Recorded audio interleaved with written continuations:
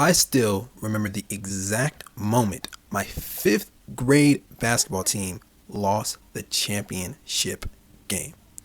Let me paint you a picture. We had worked all season for this, running drills, playing practice, visualizing the win. But when the final buzzer sounded, the scoreboard didn't lie, and we lost. And not just by a little, by a lot.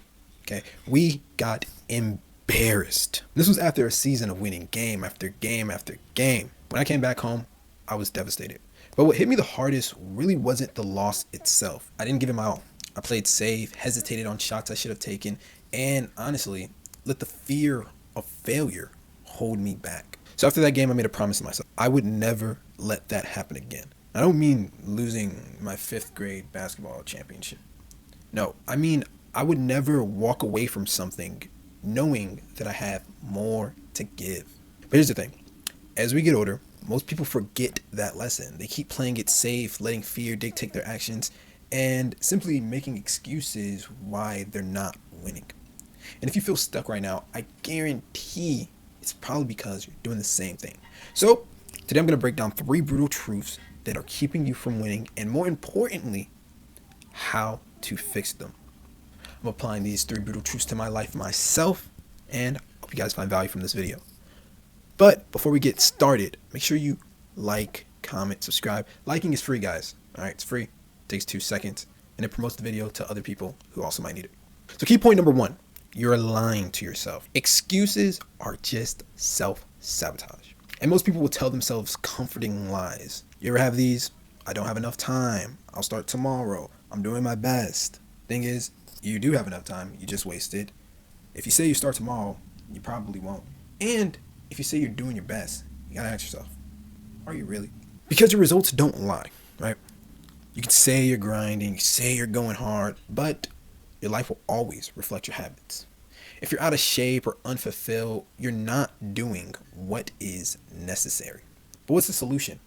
Radical accountability. Accepting that everything in your life is your responsibility. Because the moment you stop blaming yourself and start taking full ownership, you regain power. This last point hit home for me because recently I got diagnosed with something called narcolepsy. And having this diagnosis, I look back on my life and I'm like, oh, I didn't get that because of that. I didn't get that because of that. If you ever had maybe, what is it? If you were ever like sick, you know what I mean. I don't want to go to the gym because I'm sick. I don't want to do this because I'm sick. The thing is, if you take just accountability on your life, even if it seems like it comes from out of the sky, something bad happens and it just comes from out of the sky. If you just take accountability from that, you actually regain your power. Because with great power comes great responsibility, right? Spider-Man. And the truth is, the world doesn't care about your excuses. You can make a million excuses, but it's not going to cut it, right? The world only rewards results and execution. So if you just accept that you lost your 5th grade basketball game because you didn't take that shot, then later on in your life, you will have more power and more responsibility in order to steer your life or control it in the way that you actually want. Key point number 2, you're addicted to comfort. Comfort is the enemy of growth. And if you want to succeed, but you also sleep in, scroll on your phone, avoid discomfort. You see, because nowadays we have things called dopamine traps. This can mean social media, junk food, endless entertainment. These billion-dollar companies are paid to rewire your brain for instant gratification. So this makes real success feel boring. Things like waking up early, taking a cold showers, pushing yourself in the gym.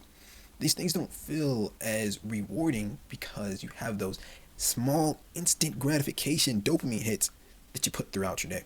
So the best advice I can give you is kind of just do hard work when you don't feel like it, because that's actually the most rewarding work. And if you remember that, the hard work when you don't feel like it is actually the most rewarding, and that's the work that's going to level up your mindset the most, then you're going to be on one, right?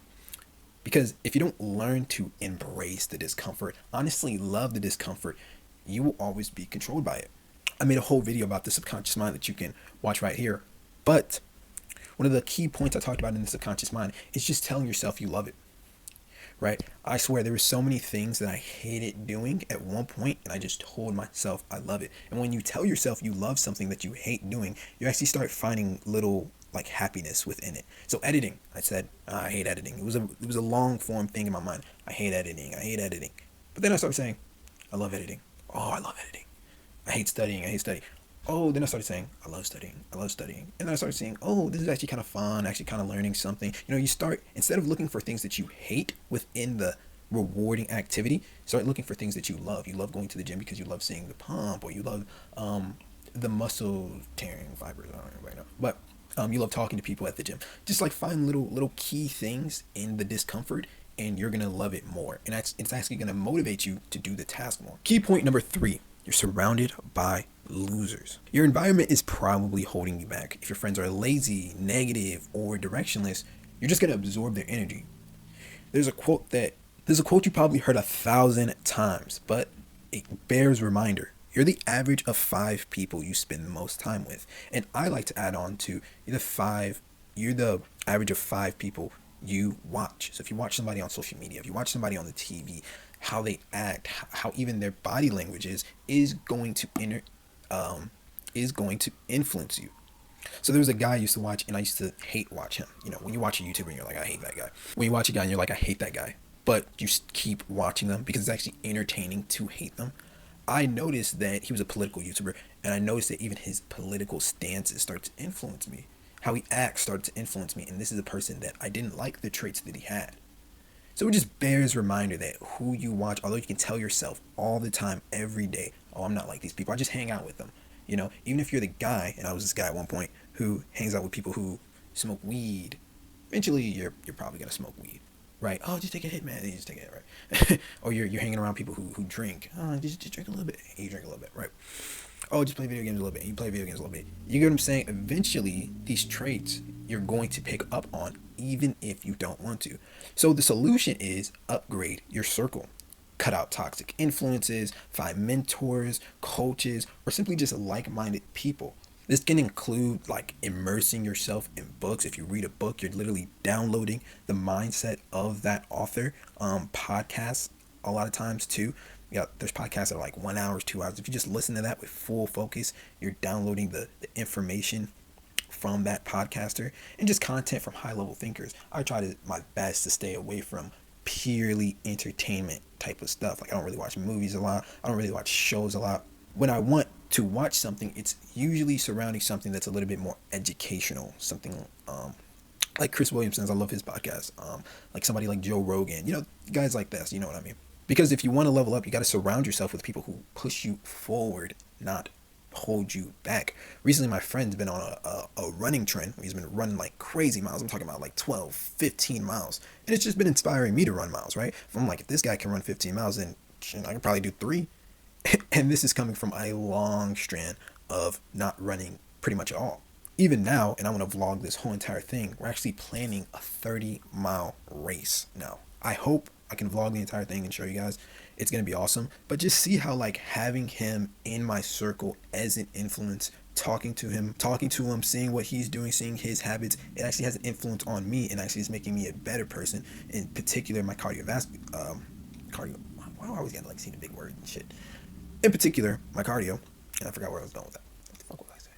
So watching him do great actually affects me and makes me want to do better. So as an outro, guys, you got to remember that most people will hear this and do nothing. So they'll keep making excuses, staying comfortable, surrounding themselves with mediocrity. But you don't have to. If you're still watching this video, which is going to be like 10, 12 minutes long, that means you're actually ready to make a change. So if you appreciated the message, if you resonated with the words I spoke on today, I would much appreciate if you like the video, subscribe if you haven't already, and comment anything I can improve, any topics you want to hear me cover, etc., etc. Strength and Stride community, the best hybrid community on school, going strong till this day.